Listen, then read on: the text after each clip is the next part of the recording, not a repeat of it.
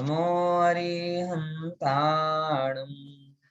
नमो सिद्धाणं नमो आयरीयाणं नमो वज्रायाणं नमो लोये सौवसागुणम् मोक्षमार्गस्य नेतारं वेतारं कर्मभूव्रतां ज्ञातारं विश्वतत्त्वानां वंदे तद्गुणलब्धये। तत्वार सूत्र 7वें अध्याय की चर्चा अपनी कंटिन्यूअस चल रही है और ये 7वां अध्याय क्रमशः बढ़ते बढ़ते संसार और शरीर के स्वरूप को विचार करवाने वाला सिद्ध हो रहा है। बराबर ना? हमने सूत्र देखा था जिसकी चर्चा कल मौखिक की थी, क्योंकि सूत्र तो दिख नहीं रहे थे हमको, कल पता नहीं क्या था, तो आज अपन उसको जरा एक बार देख लेते हैं और फिर उससे विषय को आगे बढ़ाते हैं। उमा स्वामी आचार्य संसार के स्वरूप को विचारने के लिए दो बातें बोलते हैं। कौन कौन सी? जगत काय स्वभावो वा, बोलिए, जगत काय स्वभावो वा संवेग वैराग्यार्थम। ठीक है, संवेग वैराग्यार्थम। संवेग और वैराग्य के लिए जगत के स्वभाव का और शरीर के स्वभाव की भावना करनी चाहिए। देखो, बात बड़ी सरल सी है, सिंपल सी है कि संसार और शरीर का कोई गहराई से विचार करे तो उसको संवेग और वैराग्य आए बिना रहेगा, क्योंकि यही हमने सब कल बातें कही थी कि जगत का स्वरूप कैसा है और शरीर का स्वरूप कैसा है। आपको ये जानकर स्पष्ट पता चलेगा कि जिस काया के प्रति हम अत्यंत अत्यंत आसक्त हैं, रूप के प्रति, विश्व सुंदरी का रूप भी क्यों ना हो, विश्व सुंदरी का रूप भी क्यों ना हो और महाबली खली का बल भी क्यों ना हो, शरीर की इतनी गजब व्यवस्था है कि एक आघात लगे तो महाबली खली भी गिर पड़े। एक हड्डी जरा यहां से वहां हो जाए तो उसका बल क्या करेगा? उठ नहीं पाएगा।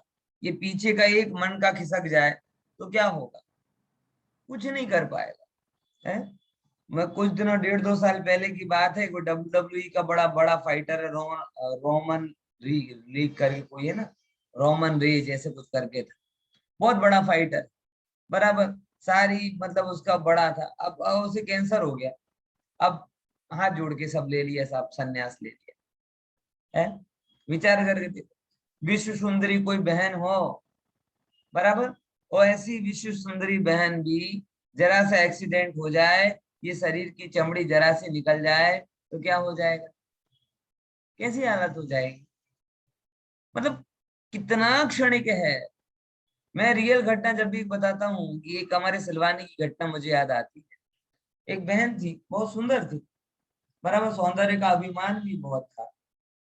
देखते देखते 2 महीने के अंदर पूरे शरीर में कोढ़ हो गया, पूरे शरीर में कोढ़ हो गया। अब बताओ, जिस सौंदर्य का आप अभिमान कर रहे थे, आप जहां देखो वहीं सफेद दाग, सफेद दाग, सफेद दाग, सफेद दाग। अब कोई देखना ही पसंद नहीं कर, दूसरे क्या, स्वयं भी स्वयं को देखना पसंद ना कर। अब ऐसे उस शरीर का विचार करके हमें वैराग्य ना आवे तो क्या है? नहीं लगता है विचारणी बात कि ऐसे उस शरीर का विचार करके हमें मात्र और मात्र वैराग्य ही आता है। बस आवश्यकता यह है कि आप शरीर के प्रति मोह भाव से नहीं देखें। मोह भाव से देखोगे तो मोह में ऐसी ताकत है कि आंख पे पट्टी बांध देगी। जैसे हिप्नोटाइज में कहलाता है ना सम्मोहन। सम्मोहन क्या होता है पता है? हिप्नोटाइज, कि जैसे किसी पुरुष को सम्मोहित कर दिया और सम्मोहित करके उसे बोल दिया कि तुम स्त्री हो, है, तो आप देखेंगे जो बड़ा दादा टाइप का पुरुष हो ना, ऐसा पुरुष भी अगर सम्मोहित होकर कोई ये कह दे कि तुम स्त्री हो तो बिल्कुल स्त्रियों के जैसे चलने लगेगा, स्त्रियों के जैसे बोलने लगेगा, हाव भाव लास्य जो भी उसका होगा सब स्त्रैण हो जाएगा। क्यों? हम कहेंगे सम्मोहित हो गया। ऐसे ही जब ये आत्मा मोह में सम्मोहित होता है तो अपने आप को आत्मा नहीं स्वीकारता, तब वो अपने आप को कहीं शरीर मान लेता है, कहीं पैसे वाला मान लेता है, कहीं प्रभुता वाला मान लेता है, कहीं कुछ मानता है ना कहीं कुछ मानता है। ये इस जीव की बहुत बड़ी समस्या है। इसीलिए यहाँ पे कहते हैं कि शरीर को मोह की दृष्टि से अनंत बार देखा, और जब जब आपने इसको मोह की दृष्टि से देखा तो अंदर में राग ही पुष्ट हुआ। आचार्य भगवान कह रहे हैं कि एक बार इस शरीर को ज्ञान की दृष्टि से तो देखो, है। जैसे ही आप इस शरीर को ज्ञान की दृष्टि से देखते हो तो आपको लगता है इसका रूप भी क्षणिक है, इसका बल भी क्षणिक है, इसकी बुद्धि भी, बुद्धि का अगर देखा जाए तो बुद्धि तो बहुत लंबी चलती है ना। अरे भाई, बहुत लंबी चलती है ऐसा तुम मानते हो? एक क्षण में अगर कोई बीमारी हो जाए और अंदर में केमिकल लोचा जैसा कुछ हो तो आदमी क्या से क्या बोलने लगे, आपको पता चलेगा? मैं तो कई बार अपनी एग्जांपल देता हूँ, सब लोग कहते हैं पंडित जी बड़े बुद्धिमान हो, ठीक है मान भी लिया बुद्धिमान, लेकिन एक क्षण के लिए अगर दिमाग में ये कोई कोई प्रॉब्लम हो जाए, जरा से अपनी सिंपल स्क्रू खिसक जाए, अच्छी मेडिकल साइंस का शब्द क्या बोले, स्क्रू हिल जाए, जरा सा कुछ हो जाए तो बैठे बैठे गालियां देने लगूं, आप प्रवचन करते करते गालियां देने लगूं, कोई ठिकाना है क्या? ऐसे केस सुने हैं, देखे हैं, जानने में आए हैं कि जिनके व्याख्यान पर सारी दुनिया मुग्ध होती थी वो डिप्रेस हो गए। अब कोई उनके पास तक नहीं आता, पता है आप? मतलब रूप वालों की दुर्गति भी देखी, बल वालों की भी दुर्गति देखी, और बुद्धि वालों की भी दुर्गति देखी, सब क्षणिक है। इसीलिए जानकर इनके प्रति अनुराग है तो कोई प्रॉब्लम नहीं है। अब जैसा रूप है तो है, जैसा बल है तो है, जैसी बुद्धि है तो कोई चीज का होना प्रॉब्लम नहीं है, होना तो स्वभाव है।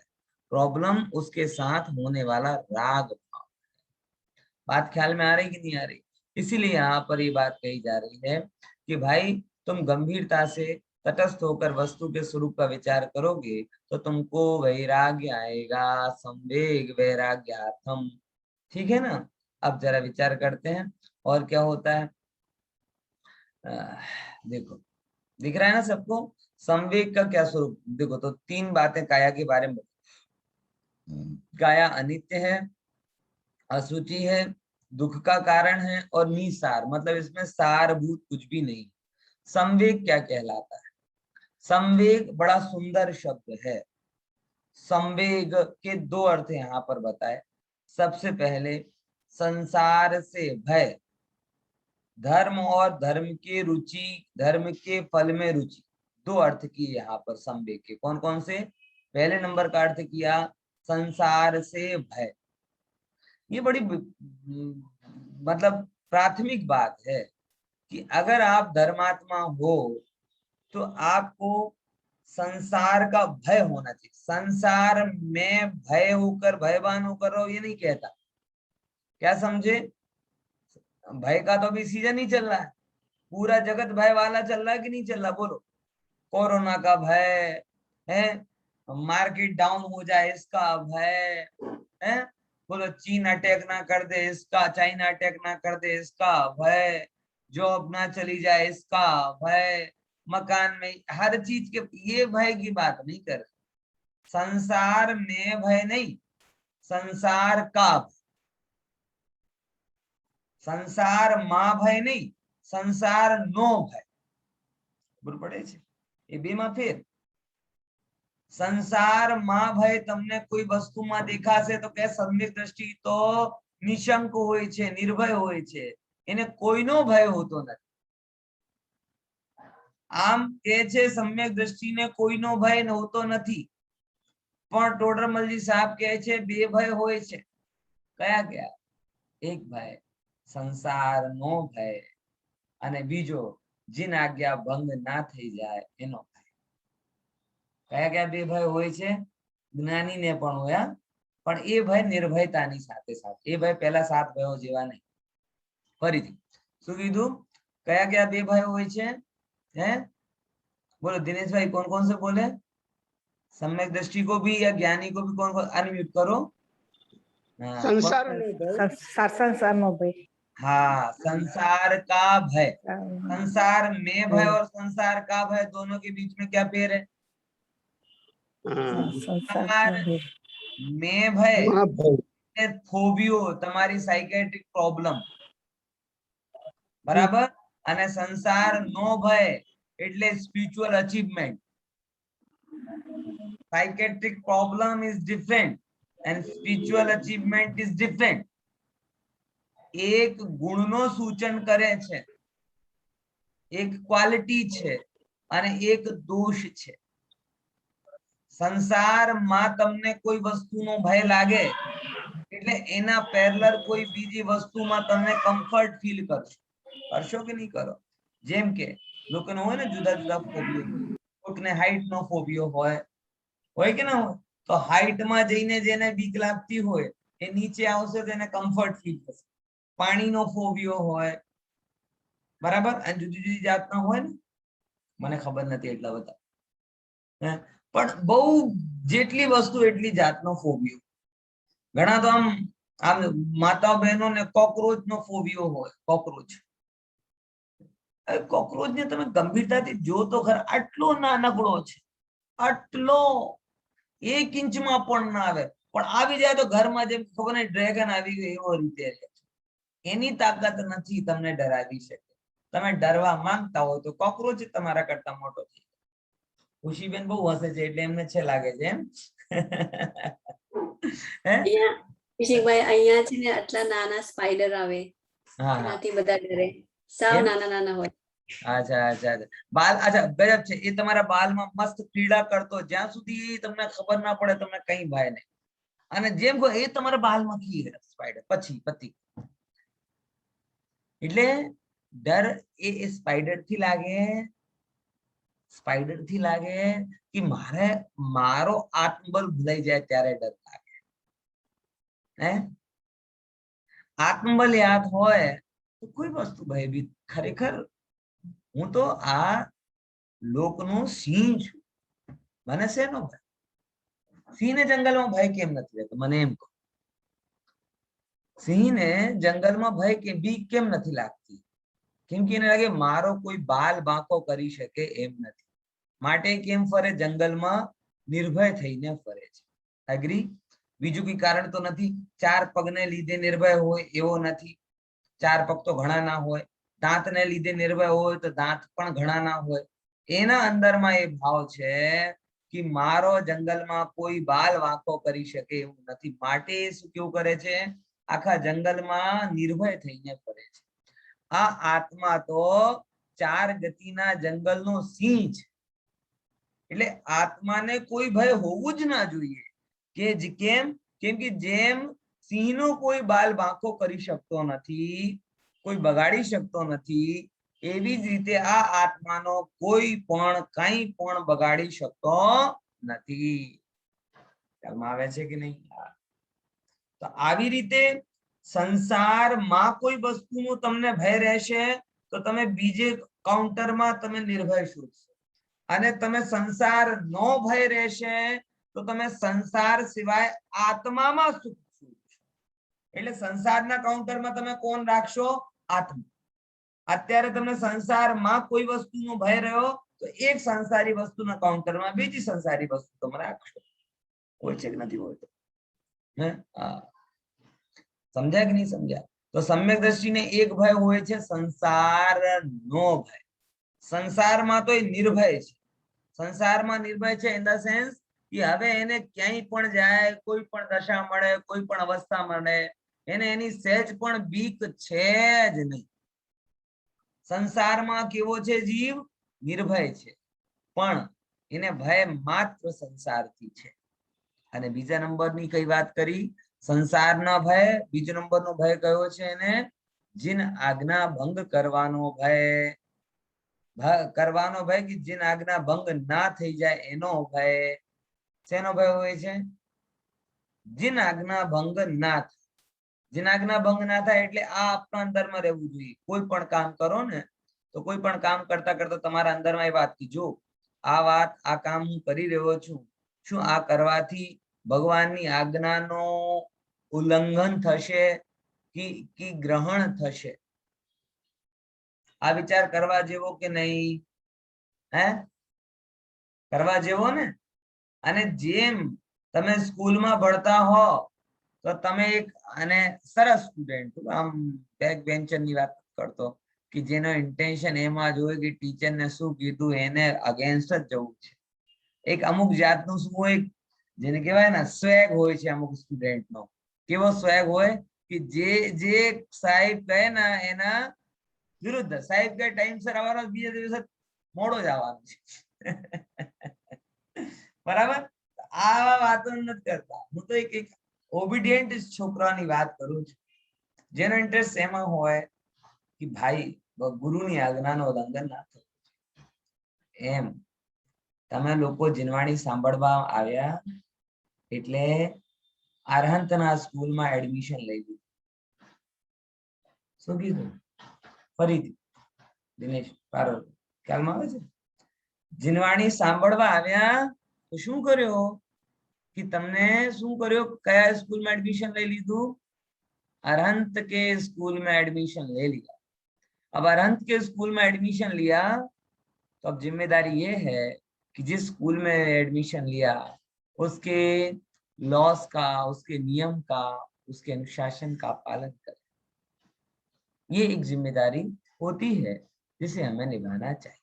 ठीक है, तो इन दो का तो भय होता है और उसी को यहाँ पे बोला है संवेग भाव, संसार का भय. मतलब जिन भावों से संसार बढ़े उन भावों से बोलो कि हे भगवान मुझे माफ करो. आप या हम सबको एक संसार का सिस्टम पता होगा ना कि भाई कोई नया घर करे तो अभिनंदन करने जाते, नई फैक्ट्री करे तो अभिनंदन करने जाते, बराबर? नया कोई काम करे तो अभिनंदन करने जाते. ठीक है ना? अरे भाई सच्चा मोक्ष वह हो जो 101 रुपए का लिफाफा कब करे? जब वो नई फैक्ट्री की ओपनिंग करे तब नहीं, बल्कि पुरानी फैक्ट्री पर ताला लगाए तब. ख्याल में आया कि भाई नई की ओपनिंग में कवर करने वाले बहुत सारे होते हैं, लेकिन तूने ये पुराने पे ताला लगा दिया और अब तू निवृत्त हो गया. अब तू आत्मा आराधना धर्म ध्यान में लगेगा. ले तेरी नई जीवन की शुरुआत के लिए शकुन के रूप में 101 का कवर. अरे 101 का क्यों करो, 1001 का करो, 5 जितना करना है, लेकिन संसार के बढ़ने वाले कारण में नहीं, संसार के घटाने वाले कारण में करो. कितने लोग तैयार हैं? अपनी रिस्क पे करना. फिर सम्मान बिगड़े तो मेरे पास मत आना. देखो हम अपनी भावना के लिए जिम्मेदार हैं. भावना का क्या फल निकलेगा उसके लिए हमारी अकाउंटेबिलिटी नहीं. समझ में आया कि नहीं आया? इसीलिए ये बड़ा खतरनाक है कि आप ऐसा व्यवहार में बहुत कॉन्फिडेंस हो तो ही करना. मैं ये नहीं कह रहा कोई की दुकान बंद करे किसी के मकान तो आप कवर लेके पहुंच जाओ, लेकिन भाव ये होना चाहिए. मैं वही बोल रहा हूँ, लोक व्यवहार की बात वो आपके हिसाब समझ लेना. मैं अभी आपको लोक व्यवहार पढ़ाने नहीं आया, मैं तो आपको मोक्ष मार्ग पढ़ा रहा. जिन कारणों से संसार बढ़े उन कारणों पे तो जगत अभिनंदन करता है, लेकिन जिन कारणों से संसार घटे उनमें ज्ञानी अभिनंदन करते हैं. तो संवेग भाव क्या है? संवेग भाव बताता है कि जिन भावों से संसार बढ़ता हो उन भावों का भय करना. किसी से क्रोध किया, किसी से बैर किया, अब बताओ कितने भाव बढ़ गए? कमठ और पार्श्वनाथ की कहानी तो आपको पता होगी ना, है? कमठ और पार्श्वनाथ की कहानी में कितनी सुंदर बात आई कि बैर बढ़ा तो अकेले कमठ के ही भाव नहीं बढ़े, पार्श्वनाथ के भाव बढ़ गए. वो बैर को खत्म करने के लिए जी जान लगा के बैठे थे. अपनी तरफ से 1% बढ़ाने का उनका अभिप्राय नहीं था, लेकिन तो भी 10-10 भवों तक उनकी और कमठ की शत्रुता चली। और योग देखो, 10 में से 5 बार वो उन्हें मारे और खुद मरे, और दोनों मरकर कहाँ हो, जितने सागर तक पार्श्वनाथ का जीव स्वर्ग में जाए, उतने सागर तक कमठ का जीव नरक में जाता, और दोनों की आयु एक साथ पूरी होती, और दोनों पुनः इस धरती पर मिलते। फिर वो सांप बनता तो वो हाथी बनता, फिर वो एक दूसरे को मार देते, फिर वो ऊपर स्वर्ग में जाते, वो नीचे नरक जाते, फिर वो कुछ बनते। ऐसे करते करते एक राग और एक द्वेष के परिणाम से 10-10 भवों की श्रृंखला चली। तो जरा हम विचार करें तो हमें पता चलेगा कि हमारी तो भवों की दिवाली दिवाली है कि नहीं। हमारी क्या है, भवों की दिवाली। भवों का दिवाला निकालना था और हम भवों की दिवाली कर रहे। चांदी चांदी है, भवों भवों की चांदी। एक भव में अनेक भव बांध लेते हैं। बांध लेते कि नहीं बांध लेते। भय रखो इसका भाई। मेरे मन में अगर किसी के प्रति किसी भी प्रकार की ग्रंथि या गांठ बंधी, क्रोध की, मान की, कपट की, भोग की, किसी भी प्रकार की गांठ बंधी, तो गांठ मुझे एक भव हैरान नहीं करेगी, वो गांठ मुझे ना जाने कितने भवों तक हैरान करेगी। तो संवेग भाव का धनी ज्ञानी ऐसी गांठ बांधता ही नहीं। बात समझ में आ रही कि नहीं आ रही? ऐसी गांठ वो ज्ञानी बांधता नहीं है। इसीलिए यहाँ पर ये बात कही जा रही है कि वह संसार के प्रति भय रखता है। अब देखो, ये तो नास्ति का कथन। अस्थि में क्या बताया जा रहा है? अस्थि में ये बताया जा रहा है कि धर्म और धर्म के फल में रुचि। नास्ति रखता है तो इसका ये मतलब नहीं कि बड़ा उदासीन सा घूमता है। रुचिवान है, उत्साहवान है, लेकिन किसके प्रति उत्साहवान और रुचिवान है? धर्म और धर्म के फल के प्रति वो रुचिवान है। प्रवचन सुनने बैठा है, अरे बड़ा भय लग रहा, बड़ा भय लग रहा, डरे डरे से पंडित जी मर के नरक में चले जाएंगे तो क्या होगा, निगोद में चले जाएंगे तो क्या। चुप। धर्म का कार्य कर रहा है ना, तो उसमें रुचि। नरक निगोद भूल जा, जाना होगा तो जाएंगे, क्या फर्क पड़ता है। अन्याय तो है नहीं। खुद का ही कर्जा खुद को चुकाना है, तो खुद का कर्जा खुद को चुकाना है तो चुकाएंगे, उसके लिए डरना क्या। लेकिन इसका ये मतलब थोड़ी है कि हम धर्म और धर्म के फल में रुचि ना रखें। अरे, आत्मा की आराधना सुधर्म है और उसका फल रत्नत्रय यानी उसका फल है। हम रुचिवंत होंगे उसमें, प्रेम से, उत्साह से, उमंग के साथ में, उल्लास के साथ में आगे बढ़ेंगे। ज्ञानी को संसार का भय है लेकिन चिंतित नहीं है, और अज्ञानी चिंतित है लेकिन भय नहीं है। अज्ञानी को चिंता है, कल कुछ हो जाएगा तो क्या होगा। ज्ञानी कह रहे कल का कल देखा जाए, जो होना होगा सो होगा। अगर संसार में रह के कुछ भी हो तो हमें क्या फर्क पड़ता है, और संसार को हटाने के लिए कुछ भी हो तो हमें क्या फर्क पड़ता है। आज समझ में आ रही कि नहीं आ रही यार? इसीलिए इसको थोड़ा समझते हुए आप चलिए। तो धर्म और धर्म के फल में रुचिवान बनिए, और संसार के प्रति थोड़ा भय का भाव। भय का भाव मतलब, फिर से मैं बोल रहा हूँ, फोबियो बीमारी नहीं। संसार का भय मतलब नैराश्य का भाव नहीं। संसार का भय मतलब आत्मा के प्रति अनुराग का भाव। बराबर, ये दो दो अलग चीजें हैं बिल्कुल। जैसे कि आप बहुत सरल भाषा में ये कहो कि एक जगह क्या कहते हैं, बाहर अंधेरे में जाने में आपको अच्छा नहीं लगता हो, तो घर में आप आ गए। तो बस यही बात है, हमें बाहर जगत में अच्छा नहीं लगता तो हम अपने आत्मा के घर में आ गए। अब इसे आप भय के रूप में बोलो तो भय के रूप में बोलो, या स्वभाव के रूप में बोलो तो स्वभाव। हमारे पास दो चॉइस थी, एक संसार और एक मोक्ष। तो जब दोनों में से हमने देखा कि एक स्वाधीन है, सुखद है, हितकर है, दूसरी पराधीन है, दुखद है, तो हम दूसरी में क्यों जाएं, हम तो अपने में जाएंगे। और इसका ही नाम हो गया धर्म। समझ में आया ना? देखो आगे चर्चा करते हैं थोड़ी। अगला, वैराग्य क्या है? वैराग्य के 3 एंगल बताए। वैराग्य के 3 एंगल बताए। वैराग्य 3 तरीके से होता है। कौन कौन से? बोले सबसे पहले होता है संसार से वैराग्य, जिसे अपन ने समझा। एक तो संसार से भय होना, और जैसे ही भय होता है तो जीव विरक्त हो जाता। बराबर। रोड पर जाते हो ना, रोड पर, तब कहते हैं भयजनक मोड़। भयजनक मोड़ होता है तो क्या करते हैं, बैठ के रोने लग जाते क्या है? आता है ना रोड, रोड ऑन, क्या गुजराती में क्या बोलते हैं उसको, કહેવાય છે ને કઈ ભયજનક રોડ માં એકદમ વળાંક હોય ને તો શું કહીએ છીએ દીપેશભાઈ? ભયજનક છે ને, તો શું કરો છો ત્યાં? અનમ્યુટ તો કરો, મને ક્યાંથી ખબર પડવાની, શું કહો છો? સોરી ડાઈવર્સ કઈ કઈ પ્રોપર હે ડાઈવર્સ એને ભયાનક વળાંક કહીએ ને, શું કહીએ? ભયજનક વળાંક ભયજનક વળાંક ભયજનક તો ત્યાં શું કરીએ આપણે? રડવા બેસીએ, અરે ભયજનક આવી ગયો ભય, અરે કઈ નથી, ભયજનક છે અમને ખબર છે, એમાં શું નવાઈ છે? તો સ્પીડ સ્લો કરવાની, અથડાવાનું નહીં, ઊંઘ નહીં લેવાની, મોબાઈલ નહીં ચલાવવાનું, વાતો નહીં કરવાની, એ જ વિચાર છે. ડ્રાઈવ તો કરવાનું જ છે, રડવાનું ક્યાં છે? પણ સાવધાન થઈ જવાનું. આટલી જ વસ્તુ અહીંયા કહે છે કે સંસારનો ભય છે એટલે રડવા નહીં બેસી જવાનું, સંસારનો ભય છે એટલે સાવધાન થઈ જવાનું.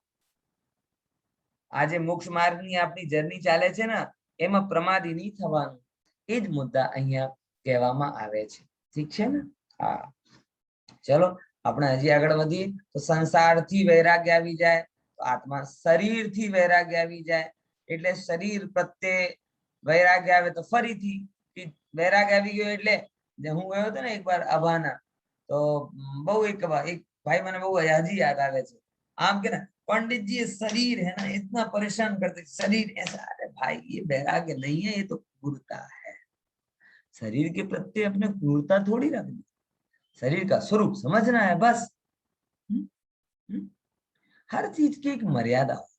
देखो बहुत छोटी सी कहानी आती है, रमण महर्षि की कहानी आती है। एक रमण महर्षि है, इंडिया भारत में बहुत प्रसिद्ध आध्यात्मिक संत हुए हैं। वो एक पहले पत्ते होते ना, पत्ते में खाना बनाते थे, पत्ते को बनाते थे, तो वो अपने पत्ते बनाने का काम बड़े ही चाव से कर रहे थे। मतलब बहुत गंभीरता के साथ में एक एक पत्ते को बारीकाई से जोड़ रहे थे और उसकी थाली बनाते हैं, उसे पत्थर बोलते हैं, बराबर ना। बड़ी बारीकाई से वो काम कर रहे थे। तो उनका एक शिष्य बोला, अरे आप ये काम कर रहे हो, अगले क्षण तो डस्टबिन में चला जाएगा। बोले भाई अगले क्षण डस्टबिन में जाएगा ना, बस हाँ उपयोग होकर अगर ये डस्टबिन में जाए तो हमें कोई प्रॉब्लम नहीं है। हमें प्रॉब्लम मात्र कब है, उपयोग ना हो और डस्टबिन में चला जाए, ये प्रॉब्लम। बात समझ में आई? बड़ी छोटी सी बात, बड़ी गहरी शिक्षा। क्या बोला उन्होंने? उपयोग होकर ये डस्टबिन में जाए कोई प्रॉब्लम नहीं है।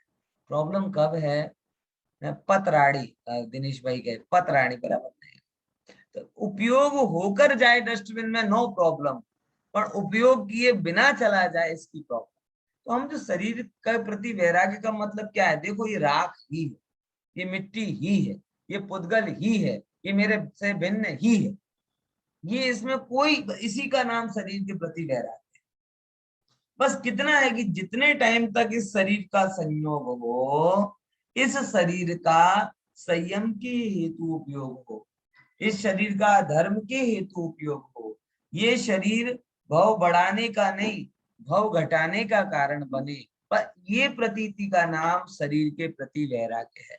हम ये नहीं कहते कि शरीर को इतना टॉर्चर करो कि ये बीमार हो जाए, हम ये भी नहीं कहते इसे सुखा के बिल्कुल ऐसा कर दो। ये कोई शत्रु थोड़ी है तुम्हारा, बस मित्र भी नहीं है, शत्रु भी नहीं है, साधक है। पॉइंट समझ में आया? मित्र के जैसे पंपाड़ के रखोगे तो भी बेकार है, शत्रु के जैसे सुखाने का सोचोगे तो भी बेकार है। तो ना तो ये मित्र है ना ये शत्रु है, साधन है, पर उपयोग जब तक हो तब तक ठीक रहे, उसके बाद डस्टबिन में तो जाने ही जाना है, हमें क्या फर्क पड़ने वाला है।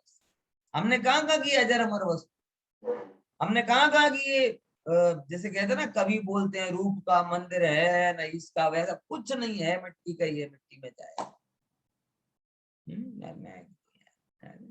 इसको थोड़ा समझे तो शरीर के प्रति से हम लोगों ने खासकर वैराग्य को बड़ा नास्ती रूप समझ लिया। वैराग्य को मतलब शरीर की शत्रुता समझ लिया। जबकि वैराग्य मतलब शरीर का स्वरूप समझना है। क्या समझे? और जिन्होंने वैराग्य को मतलब शरीर से शत्रुता समझा, उन्होंने भी शरीर का निषेध नहीं किया। उन्होंने शरीर की शत्रुता इसीलिए की कि उन्हें ये शरीर पसंद नहीं आता था। तो उन्होंने कहा कि आगामी समय में अच्छे से अच्छा शरीर मिले, इसके लिए क्या करना पड़ेगा? बोले अभी इसको थोड़ा हैरान करो। जैसे आपने किसी बच्चे को बोला बेटा ये कपड़ा जरा अभी नया है, जब ये पुराना हो जाएगा तो फट जाएगा, तब नया दिला देंगे। तो बच्चे का नया तो चाहिए चाहिए। तो फट जाए तो क्या करे? तो थोड़ा सा होल था ना, उसको फाड़ दे। अब पापा देखो फट गया, अब नया दिला। ये मेरे घर में हुई घटना आपको बता रहा है? अब मुझे बताओ कि उस बच्चे ने नया कपड़ा पाने के लिए थोड़े से फटे हुए कपड़े को पेन से, पेंसिल से, उंगली से घुसा घुसा के फाड़ दिया। अब इसे क्या हम ये कह सकते हैं कि वो कपड़े के प्रति विरक्त हो गया, कि उसको या और नए कपड़े का आकर्षण? बस ये सब तपस्वियों ने क्या कर लिया, ये सब तपस्वियों ने देखा कि ये शरीर हो गया पुराना, शरीर का आकर्षण नहीं गया। उन्हें लगा कि अब इस पुराने शरीर से नया शरीर कैसे मिलेगा? तो कर्म के पप्पा से पूछा, कर्म के पप्पा बताओ नया शरीर कब मिलेगा? तो पप्पा ने बोला ये जाएगा तब तो नया मिलेगा। अच्छा अब समझ में आया, तो फाड़ दो तब नया मिलेगा। शरीर को लगे सुखाने, 35 उपवास न 40 उपवास न 50, उठ पानी पा रहे, बैठ पानी रहे, स्वाध्याय कर नहीं पा रहे हैं, पूजन आराधन कुछ भी नहीं कर पा रहे, लगे उपवास उपवास करने, लगे उपवास उपवास करने। ये क्या कर रहे हो आप? शरीर के प्रति शत्रुता कर। शरीर के प्रति राग करने का नाम भी वैराग्य नहीं है, और शरीर के प्रति शत्रुता करने का नाम भी वैराग्य नहीं है। वैराग्य मतलब शरीर के स्वरूप को समझना, ये जान लिया कि बस ये मेरा नहीं है और ये मुझे चाहिए नहीं, इस जाति ये तो चाहिए ही नहीं, इस जाति का कोई भी पदार्थ मुझे नहीं चाहिए। बात समझ में आई? जैसे जैसे मैं पुरुष के रूप में किसी दुकान पे जाऊं, कपड़े बताओ, वो पहले 400 रुपए की चनिया बताए। क्या बताए? 400 रुपए की चनिया। अरे कैसी बातें कर रहे हो? 400? अच्छा 400 की नहीं, 1400 की देख लो है। और फिर एकदम गुस्सा, अच्छा 1400 की नहीं भी 10,000 की देख लो, तो मेरा क्या होगा? तुम्हें समझ में नहीं आती? मैं मेरे लिए बोल रहा हूँ, तुम चनिया पे चनिया बताए जा रहे हो, चनिया पे चनिया बताए जा रहे हो। तुम्हें समझ में नहीं आता पुरुष के कपड़े क्या होते हैं? और उसका चनिया बताना, 50,000 की चनिया भी बताए तो वो भी मुझे क्या लगेगा? मान लगेगा कि अपमान लगेगा। मुझे इतना पता। अरे हो गया, अरे तुम सुनो तो 50,000 की है, 50 की हो चाहे 50 लाख की हो, हम क्या कहेंगे? मैंने मेरे कपड़े बोले, तुम क्या कह रहे हो? तुम्हें शर्म है कि नहीं? यानी ऐसे ही कहता है। बात तुम लगे हो चनिया में, बोले नरक गति का शरीर मतलब 500 रुपए की चनिया है, त्रियंच गति का शरीर मतलब 1500 की चनिया, मनुष्य गति का शरीर मतलब 5,000 की चनिया, और देव गति का शरीर मतलब 50,000 की चनिया। है तो चनिया है। चैतन्य पुरुष कहता है कि अब हमें कोई चनिया पहननी नहीं, तुम बात इसके अलावा कोई दूसरी करो, हमें ये चाहिए ही नहीं। ये धर्म है। अब इसमें बताओ, मुझे चनिया के प्रति वैराग्य लाने के लिए बहुत मेहनत करनी पड़ेगी ना? अरे रे रे, इतना वैराग्य नहीं, देखो नहीं, अरे क्या है? जैसे ही पता चला कि मेरा परिधान नहीं है, वैसे ही वैराग्य आ गया। वैसे ही जैसे ही पता चला ये शरीर मेरा स्वरूप नहीं है, वैसे शरीर के प्रति वैराग्य हो गया। बस अब मुद्दा ही खत्म हो गया, शरीर चाहिए ही नहीं है। समझना है कि नहीं? ऐसा है भाई स्वरूप, क्या कहे, जीव नहीं समझता है, ऐसे भोगों से समझ। जब ज्ञानी ने समझ लिया है, जैसे भोग अपन के ना, भोग आत्मा के रोग है। भोग क्या है? आत्मा के रोग हैं। तो आपको रोगों के प्रति वैराग्य लाने के लिए क्या करना पड़ता है? कौन सा रोग चाहिए साहब? सर्दी खांसी जुकाम, कैंसर, बोलो, अरे रोग बोल रहे हो तो रोग की इच्छा होगी कि रोग को दूर करने की इच्छा हो। अब वर्षों का रोग हो और वो वर्षों का रोग चला जाए तो मैं आनंदित होऊंगा कि दुखी होऊंगा, बताओ, है? समझ में आ रहा कि नहीं आ रहा? वर्षों का जन्मजात फिट के दौरे होते ना, फिट, खींच खींच आती है, जिनको फिट आते बचपन से हो जाती है, और उसकी दवाइयां भी मैंने सुनी 15-15 साल तक चलती है, 10-10 15-15 साल तक उसकी दवाइयां चलती हैं। और 10-15 साल के ट्रीटमेंट के बाद किसी को फिट के दौरे आने बंद हो जाएं तो वो तो बड़ा मिस करता होगा, है? अरे बताओ, इतने दिन हो गए, खींचे ही नहीं है अभी, कि गदगद होगा कि अरे अच्छी बात है, नहीं है? ऐसे ही भोग हैं वो आत्मा के रोग। समझ में आया? भोग क्या है? भोग का परिणाम आत्मा का रोग है। तो जब रोग जान लेता है तो विरक्त हो जाता है।